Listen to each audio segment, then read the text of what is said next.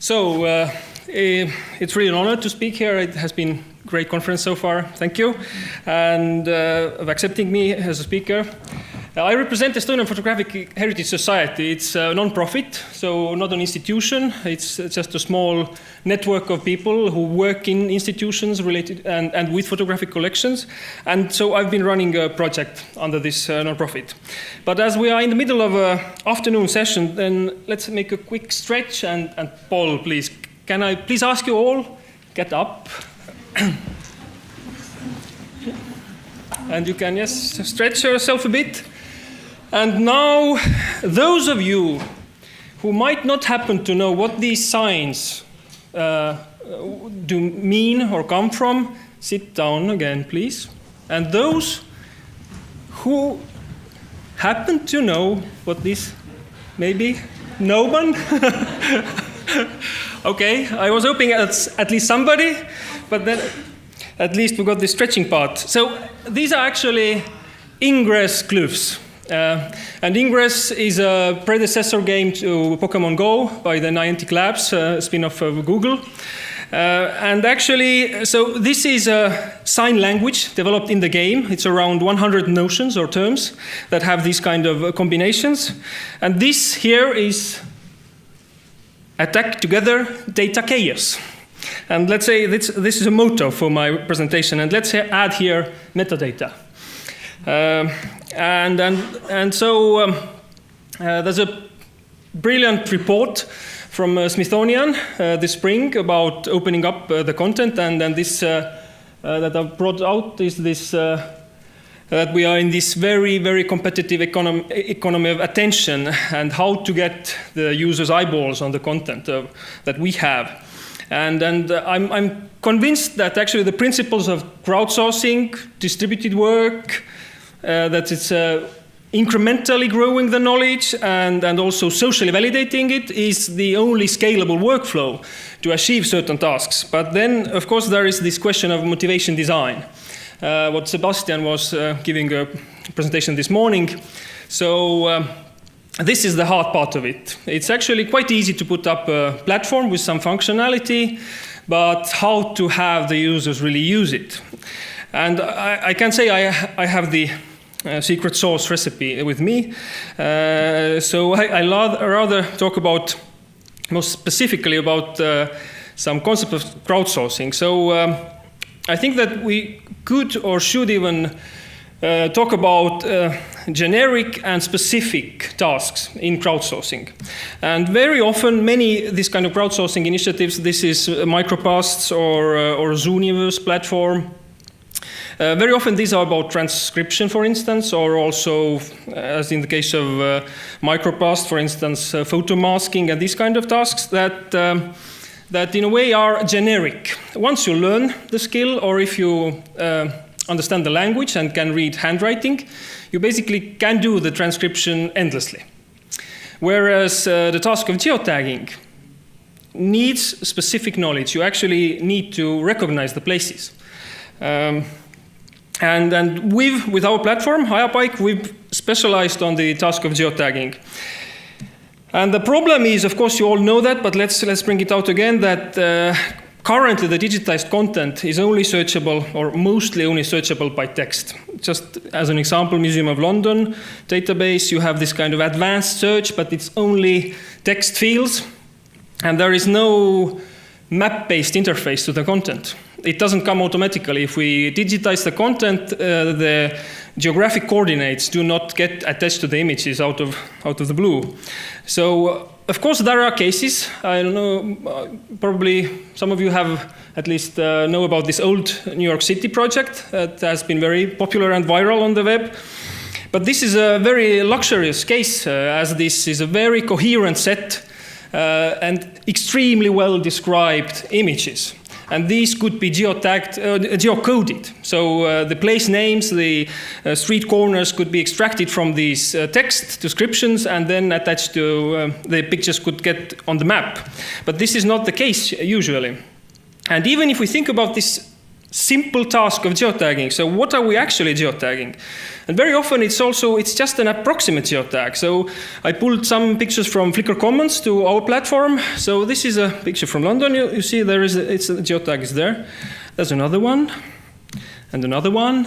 And they are all geotagged in the same place. It's probably some kind of center of London. Then the other case is very often is this object geotag that we have this picture from Sweden, it's a theater house, and the geotag is on top of the house. And then there's this camera's geotag, like where the photographer was standing and what was the direction of the view when capturing the image.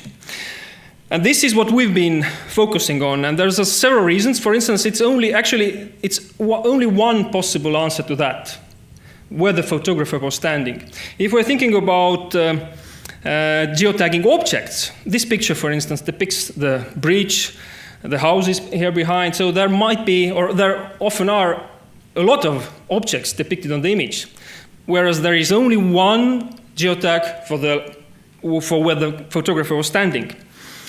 And why we need this kind of data is this idea of virtual guides. That's very, very natural to have.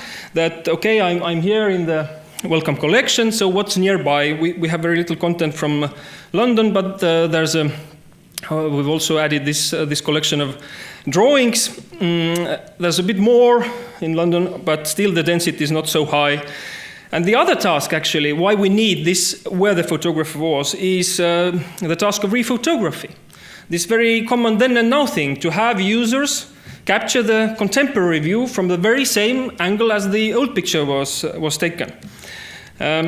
It can be more precise or less precise, but still it's kind of a new layer, visual description on top of the historic image.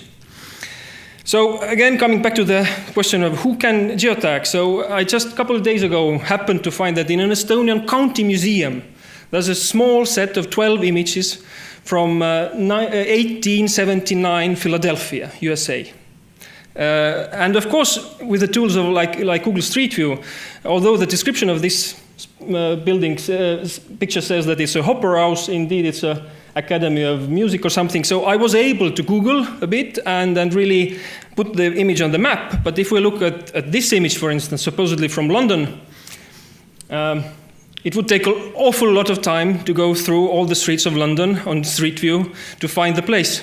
So basically, it's actually the people from the area where we have pictures from who can do this task of geotagging.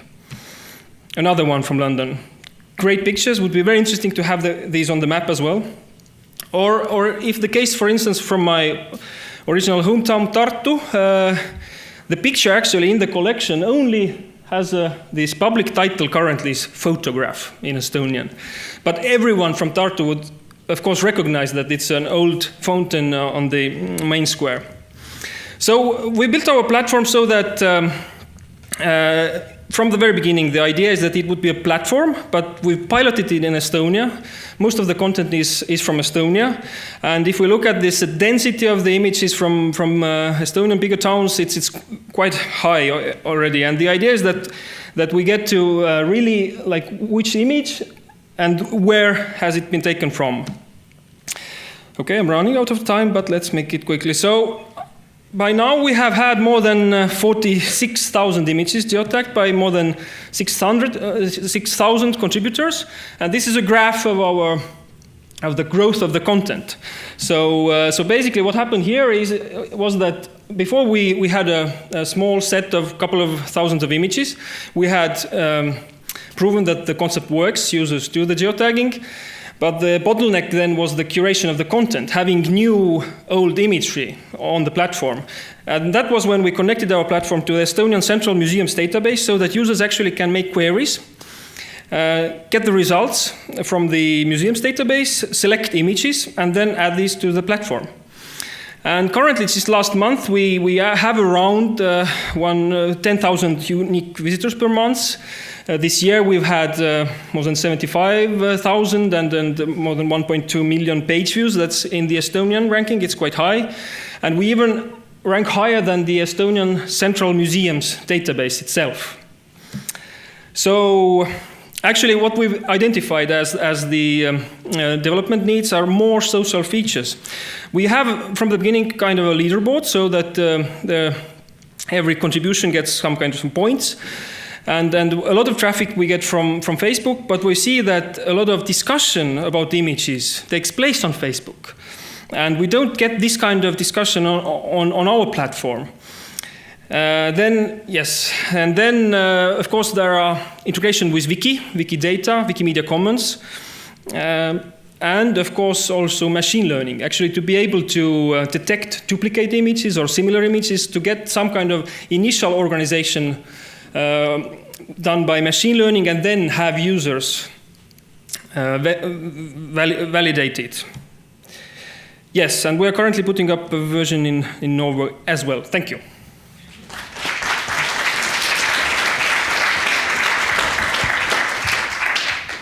I'd be happy to take some questions.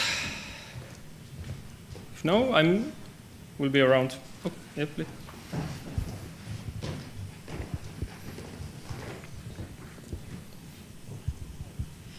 Will your Norway platform extend the Finnish platform, or like so I see that it has its own project name and so forth, but considering that, will those data sets, are they combinable?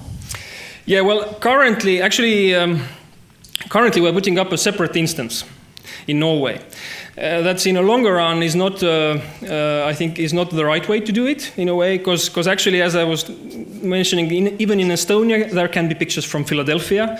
So it would make sense to have one central platform, and actually, for instance, have this kind of filtered services for institutions that on your institution site you only want to have images from your collection displayed, but they are all also on a central service. But currently, it's just realistic for us to have this separate instance. We are not technically ready to have this more complex architecture. But I mean, in a longer run, I think we need to put it all together. And then we, of course, have also branding issues, for instance. Currently, we have this Estonian name with an Estonian domain, .ee, probably. So we need some kind of more international neutral domain, and then these kind of issues all come up again also. Thank you.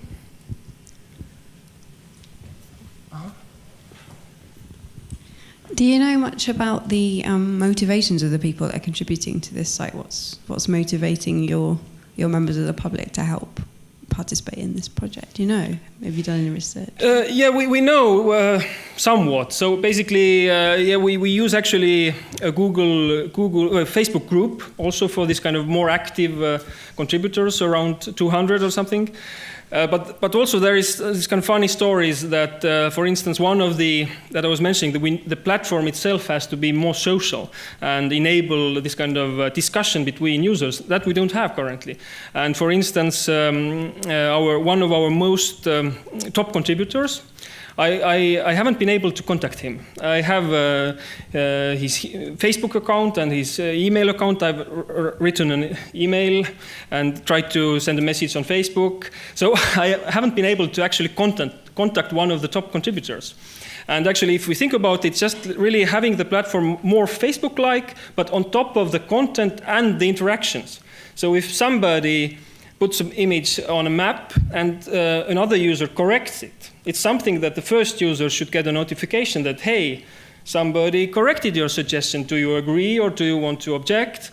And all these kind of things, or even just subscribing to your home street, that if new images get geotagged on your street, you get notified, these kind of features. Cool. Going to have to draw a line under it. Thank you very much for that.